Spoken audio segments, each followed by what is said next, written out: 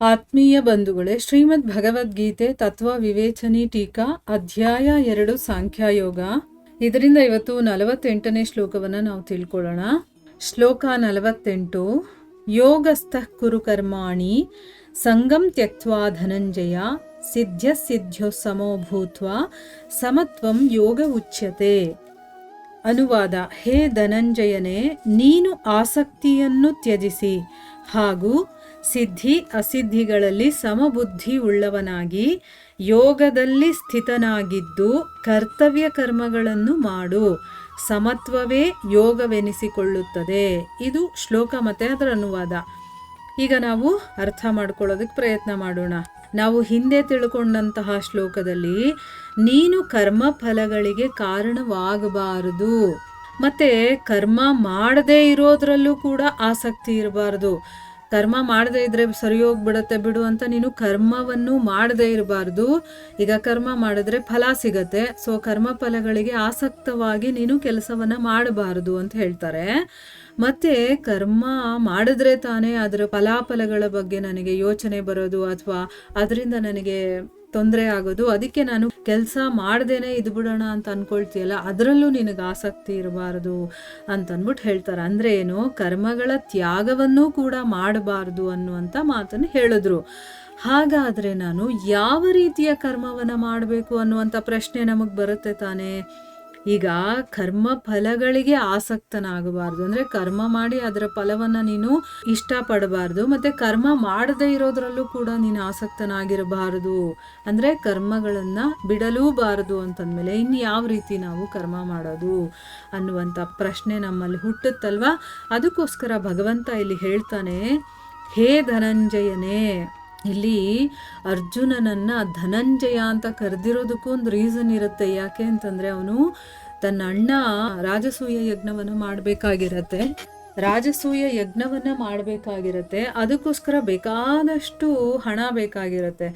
ಆಗ ಅವನು ಬೇರೆ ಬೇರೆ ದೇಶಗಳಿಗೆ, ಬೇರೆ ಬೇರೆ ಪ್ರಾಂತ್ಯಗಳಿಗೆಲ್ಲ ಹೋಗಿ ಅಲ್ಲಿನ ರಾಜರುಗಳನ್ನೆಲ್ಲ ಗೆದ್ದು ಅಲ್ಲಿಂದ ಹಣವನ್ನ ಸಂಗ್ರಹ ಮಾಡ್ಕೊಂಡು ಬಂದಿರ್ತಾನೆ. ಅದಕ್ಕೆ ಧನಂಜಯ ಅಂತ ಹೇಳೋದು. ಅಂತ ಹಣವನ್ನೆಲ್ಲ ಸಂಪಾದನೆ ಮಾಡಿರುವಂಥವನಲ್ವ ಅವನು. ಅದಕ್ಕಿಲ್ಲಿ ಅವನನ್ನು ಆ ರೀತಿ ಸಂಬೋಧನೆ ಮಾಡ್ತಾ ಇದ್ದಾನ ಕೃಷ್ಣ. ಹೇ ಧನಂಜಯ, ನೀನು ಆಸಕ್ತಿಯನ್ನ ತ್ಯಾಗ ಮಾಡಿ ಮತ್ತೆ ಸಿದ್ಧಿ ಅಸಿದ್ಧಿಗಳಲ್ಲಿ ಸಮಬುದ್ಧಿ ಉಳ್ಳವನಾಗಿ. ಈಗ ಆಸಕ್ತಿಯನ್ನ ತ್ಯಾಗ ಮಾಡಬೇಕು, ಯಾವುದರಲ್ಲೂ ನೀನು ಆಸಕ್ತನಾಗಿರಬಾರದು. ಅಂದ್ರೆ ಏನು, ಆಸಕ್ತಿ ಇಲ್ಲ ಅಂತಂದ್ರೆ ಕೆಲಸನೇ ಮಾಡಬಾರದು ಅಂತಲ್ಲ ಅರ್ಥ. ಕೆಲಸ ನಿನ್ನ ಕರ್ತವ್ಯವನ್ನ ಮಾಡಬೇಕು, ಆದರೆ ಅದರಲ್ಲಿ ನಿನಗೆ ಆಸಕ್ತಿ ಇರಬಾರದು. ಆ ರೀತಿ ನೀನು ಕೆಲಸಗಳನ್ನು ಮಾಡಬೇಕು. ಮತ್ತು ಸಿದ್ಧಿ ಅಸಿದ್ಧಿಗಳಲ್ಲಿ, ಈಗ ಒಂದು ಕೆಲಸ ಮಾಡಿದಾಗ ಈಗ ನಾವೇನೋ ಒಂದು ಮನಸ್ಸಲ್ಲಿ ಇಟ್ಕೊಂಡು ಆ ಕೆಲಸ ಮಾಡ್ತೀವಿ. ಸಿದ್ಧಿ ಅಸಿದ್ಧಿ ಅಂತಂದ್ರೆ ಏನು, ಆ ಕೆಲಸ ಆಗೋದಕ್ಕೆ ಸಿದ್ಧಿ ಅಂತ ಹೇಳ್ತೀವಿ, ಆ ಕೆಲಸ ಆಗದೇ ಇದ್ರೆ ಅಸಿದ್ಧಿ ಅಂತ ಹೇಳ್ತೀವಿ. ಅದರಲ್ಲಿ ಸಮಬುದ್ಧಿಯುಳ್ಳವನಾಗಿ ಯೋಗದಲ್ಲಿ ಸ್ಥಿತನಾಗಿದ್ಕೊಂಡು ಕರ್ತವ್ಯ ಕರ್ಮಗಳನ್ನು ಮಾಡು ಅಂತ ಹೇಳ್ತಾ ಇದ್ದಾರೆ. ಈಗ ಯೋಗದಲ್ಲಿ ಸ್ಥಿತನಾಗಿದ್ದುಕೊಂಡು ಕರ್ತವ್ಯ ಕರ್ಮಗಳನ್ನು ಮಾಡು. ಇಲ್ಲಿ ನೀನು ಆಸಕ್ತಿಯನ್ನ ತ್ಯಾಗ ಮಾಡು ಅಂತ ಹೇಳ್ದ, ಮತ್ತೆ ಸಿದ್ಧಿ ಅಸಿದ್ಧಿಗಳಲ್ಲಿ ಸಮಬುದ್ಧಿಯನ್ನ ಇಟ್ಕೋ ಅಂತ ಹೇಳ್ದ, ಮತ್ತು ಯೋಗದಲ್ಲಿ ಸ್ಥಿತನಾಗಿದ್ದುಕೊಂಡು ನಿನ್ನ ಕರ್ತವ್ಯವನ್ನ ಮಾಡು. ಸಮತ್ವನ್ನೇ ಯೋಗ ಅಂತ ಅನ್ನಿಸ್ಕೊಳ್ಳುತ್ತೆ ಅಂತ ಅಂದ್ಬಿಟ್ಟು ಇಲ್ಲಿ ಹೇಳ್ತಾ ಇದ್ದಾನೆ. ಈಗ ಇದನ್ನ ಪ್ರಶ್ನೆಗಳ ಮೂಲಕ ನಾವು ಅರ್ಥ ಮಾಡ್ಕೊಳ್ಳೋಣ. ಇಲ್ಲಿ ಮೊದಲನೇ ಪ್ರಶ್ನೆ ಏನು ಕೇಳ್ತಾ ಇದ್ದಾರೆ ಅಂತ ನೋಡೋಣ. ಸಿದ್ಧಿ ಅಸಿದ್ಧಿಗಳಿರುತ್ತಲ್ಲ, ಅದರಲ್ಲಿ ಸಮನಾದ ಮೇಲೆ ಅದನ್ನು ಎರಡನ್ನೂ ಒಂದೇ ರೀತಿ ನೋಡುವಂಥದ್ದು ಬಂದ್ಬಿಡ್ತು ಅಂತಂದ್ರೆ ಅಲ್ಲಿ ಆಸಕ್ತಿಯ ತ್ಯಾಗ ಅನ್ನೋದು ಅದರಲ್ಲೇ ಬಂದ್ಬಿಡುತ್ತೆ. ಈಗ ಸಿದ್ಧಿ ಅಸಿದ್ಧಿಯನ್ನು ಸಮನಾಗಿ ನೋಡೋದು ಅಂದ್ರೇನೆ ಅರ್ಥ ಅಲ್ಲಿ ಆಸಕ್ತಿ ಇರೋದಿಲ್ಲ ಅವನಿಗೆ ಅಂತ ಅರ್ಥ ಅಲ್ವಾ. ಆದರೆ ಇಲ್ಲಿ ಮತ್ತೆ ಅರ್ಜುನನಿಗೆ ಆಸಕ್ತಿಯನ್ನ ತ್ಯಾಗ ಮಾಡು ಅಂತ ಹೇಳ್ತಾ ಇದ್ದಾರಲ್ಲ, ಇದಕ್ಕೆ ಅರ್ಥ ಏನು ಅಂತ ಇಲ್ಲಿ ಕೇಳ್ತಾ ಇದ್ದಾರೆ. ಅದಕ್ಕೆ ಉತ್ತರ ಏನಪ್ಪಾ ಅಂತಂದ್ರೆ, ಈ ಶ್ಲೋಕದಲ್ಲಿ ಭಗವಂತ ಕರ್ಮಯೋಗದ ಆಚರಣೆ ಹೇಗೆ ಮಾಡಬೇಕು ಅದರ ವಿಧಿಯನ್ನ ಇಲ್ಲಿ ತಿಳಿಸ್ಕೊಡ್ತಾ ಇದ್ದಾನೆ. ನಮಗೆ ಕರ್ಮಯೋಗ ಅಂದ್ರೇನೆ ಸರಿಯಾಗಿ ಗೊತ್ತಿಲ್ಲ. ನಾವು ಅನ್ಕೊಳ್ತೀವಿ ನಾವು ಯೋಗ ಮಾಡ್ತಾ ಇದ್ವಿ ಅಂದ್ರೆ ಕರ್ಮಯೋಗ ಮಾಡ್ತಾ ಇದ್ವಿ ಅಂತ. ಆದ್ರೆ ನಿಜವಾಗಲೂ ಭಗವಂತ ಏನು ವಿವರಣೆಯನ್ನ ಕೊಟ್ಟಿದ್ದಾನೆ ಇಲ್ಲಿ ಅರ್ಜುನನಿಗೆ ಅದನ್ನ ತಿಳಿಸ್ಕೊಡ್ತಾ ಇದ್ದಾನೆ. ಅರ್ಜುನನ ಮೂಲಕ ನಾವು ಕೂಡ ಅದನ್ನ ತಿಳ್ಕೋಬೇಕು. ಏನು ಅಂತಂದ್ರೆ, ಕರ್ಮಯೋಗದ ಸಾಧಕ ಕರ್ಮಗಳಲ್ಲಿ ಮತ್ತೆ ಅವುಗಳಿಂದ ಬರುತ್ತಲ್ಲ ಫಲಗಳು, ಅದರಲ್ಲಿ ಇರುವಂಥ ಆಸಕ್ತಿಯನ್ನು ತ್ಯಾಗ ಮಾಡಿದಾಗ, ಈಗ ನಾವೇನೋ ಒಂದು ಕೆಲಸ ಮಾಡ್ತೀವಿ, ಅದಕ್ಕೆ ಒಂದು ಫಲ ಅನ್ನೋದು ಬರುತ್ತೆ ಅಂತ ಗೊತ್ತಿರುತ್ತಲ್ವ ನಮಗೆ, ಅದರಲ್ಲಿ ನನಗೆ ಆಸಕ್ತಿ ಇರಬಾರ್ದು. ನಾನು ಈ ಕೆಲಸ ಮಾಡಿದ್ರೆ ನನಗಿದು ಫಲ ಬರುತ್ತೆ, ಆ ಫಲಕ್ಕೋಸ್ಕರನೇ ಅದರಲ್ಲೇ ಮೈಂಡ್ ಇಟ್ಕೊಂಡು ನಾನು ಕೆಲಸ ಮಾಡೋದು, ಅದು ಬರುತ್ತೆ ಬರುತ್ತೆ ಬರುತ್ತೆ ಅಂತ. ಆ ರೀತಿ ನಾನು ಆಸಕ್ತನಾಗಿ ಇರಬಾರದು. ಆ ಆಸಕ್ತಿಯನ್ನು ಯಾವಾಗ ತ್ಯಾಗ ಮಾಡ್ತೀನೋ ಆಗ ಆ ಮನುಷ್ಯನಲ್ಲಿ ಏನಾಗುತ್ತೆ, ರಾಗದ್ವೇಷಗಳ ಅಂದರೆ ಏನು, ನನಗದರಲ್ಲಿ ಇಷ್ಟ ಅಥವಾ ಇಷ್ಟ ಇಲ್ಲ ಅನ್ನೋದು ಹೊರಟೋಗ್ಬಿಡತ್ತೆ. ಅದರಿಂದ ಏನಾಗುತ್ತೆ, ಹರ್ಷ ಶೋಕಾದಿಗಳ ಅಭಾವ ಆಗುತ್ತೆ. ಈಗ ಇಷ್ಟ ಮತ್ತು ಕಷ್ಟ ಇದ್ದಾಗಲೇ ನಮಗೆ ಅದು ಬಂದಾಗ ನನಗೆ ಖುಷಿ ಆಗುತ್ತೆ. ಹರ್ಷ ಅಂತಂದರೆ ಏನು, ಖುಷಿ ಆಗೋದು. ಅದು ಬಂದಿಲ್ಲ ಅಂತಂದಾಗ ನನಗೆ ಶೋಕ ಆಗುತ್ತೆ. ನೋಡಿ, ರಾಗದ್ವೇಷಗಳು ಮತ್ತು ಅವುಗಳಿಂದ ಬರುವಂಥ ಶೋಕ ಮತ್ತು ಹರ್ಷ ಇದರ ಅಭಾವವಾಗೋಗುತ್ತೆ. ಅಂದರೆ ನಾವು ಯಾವುದೇ ಕೆಲಸ ಮಾಡಿದಾಗ ಸಾಧಕ ಕರ್ಮಗಳಲ್ಲಿ ಮತ್ತು ಅದರಿಂದ ಬರುವಂಥ ಫಲಗಳಲ್ಲಿ ಆಸಕ್ತಿಯನ್ನು ಯಾವಾಗ ಬಿಡ್ತಾನೋ ಅವನಿಗೆ ಅದರಲ್ಲಿ ರಾಗದ್ವೇಷಗಳು ಉಂಟಾಗೋದಿಲ್ಲ, ಅದೆಲ್ಲ ಹೊರಟೋಗುತ್ತೆ ಅವನಿಂದ. ಆ ರಾಗದ್ವೇಷಗಳು ಉಂಟಾಗದೇ ಇದ್ದಾಗ ಹರ್ಷ ಶೋಕಗಳು ಕೂಡ ಇಲ್ದಂಗೆ ಆಗ್ಬಿಡುತ್ತೆ. ಈಗ ಅರ್ಥ ಆಯ್ತಲ್ವ ನಮಗೆ? ಸೊ ನಾವು ಕರ್ಮವನ್ನು ಫಲಗಳಲ್ಲಿ ಆಸಕ್ತಿಯನ್ನು ಇಟ್ಕೊಳ್ಳದೆ ಮಾಡಬೇಕು. ನನ್ನ ಕರ್ತವ್ಯ ನಾನು ಮಾಡಬೇಕು ಅಷ್ಟೇ. ಹೀಗಾಗೋದ್ರಿಂದ ಅವನು ಸಿದ್ಧಿಗಳಲ್ಲಿ ಸಮನಾಗಿರಬಲ್ಲ. ಈಗ ನೋಡಿ, ಸಿದ್ಧಿಗಳಲ್ಲಿ ಸಮನಾಗಿರೋದು ಹೇಗೆ ಅಂತಂದರೆ, ನಾವು ಆಸಕ್ತಿಯನ್ನು ಬಿಡಬೇಕು. ಕರ್ಮಫಲದಲ್ಲಿ ಮೊದಲು ಆಸಕ್ತಿಯನ್ನು ಬಿಟ್ಟಾಗ ರಾಗದ್ವೇಷಗಳಿರೋದಿಲ್ಲ, ಅದರಿಂದ ಏನಾಗುತ್ತೆ, ಹರ್ಷ ಶೋಕಗಳು ಹೋಗ್ಬಿಡುತ್ತೆ. ಆಗ ನಾವು ಸಿದ್ಧಿಗಳಲ್ಲಿ ಸಮವಾಗಿ ಇರಬಹುದು.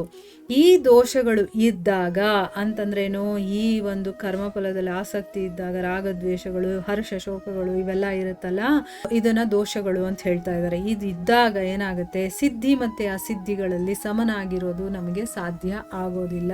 ಬೇಕಾದ್ರೆ ಇದನ್ನ ನಾವು ಚೆಕ್ ಮಾಡಿ ನೋಡ್ಬೋದು. ನಮ್ಮ ಜೀವನದಲ್ಲಿ ಇಂಥ ಘಟನೆಗಳು ಬೇಕಾದಷ್ಟು ನಡೀತಾ ಇರುತ್ತೆ, ಆಯಿತಾ? ನಾವು ಯಾವುದೋ ಒಂದು ಕೆಲಸ ಮಾಡಿದಾಗ ಅದರಲ್ಲಿ ಏನೋ ಒಂದು ಆಸಕ್ತಿ ಇಟ್ಕೊಂಡು ಮಾಡಿರ್ತೀವಿ, ನನಗೆ ಅದು ಫಲ ಬೇಕು ಅಂತ ಮಾಡಿರ್ತೀವಿ, ಅದು ಸಿಕ್ಕದೇ ಇದ್ದಾಗ ನನಗೆ ತುಂಬ ನೋವಾಗುತ್ತೆ. ಅಥವಾ ಅದು ಸಿಕ್ಕಿದಾಗ ನನಗೆ ತುಂಬ ಸಂತೋಷ, ತಡ್ಕೊಳಕ್ಕಾಗಲ್ಲ ಅಷ್ಟು ಸಂತೋಷ ಆಗುತ್ತೆ. ಅದರಿಂದ ಏನಾಗುತ್ತೆ, ನಮಗೆ ಒಂದೇ ಥರ ನೋಡೋದಿದೆಯಲ್ಲ ಅದು ಬರೋದಿಲ್ಲ, ಒಂದೇ ರೀತಿ ನೋಡೋದು ನಮಗೆ ಬರಬೇಕು, ಆಯಿತಾ? ಅದಕ್ಕೋಸ್ಕರ ಇಲ್ಲಿ ಹೇಳ್ತಾ ಇರೋದು.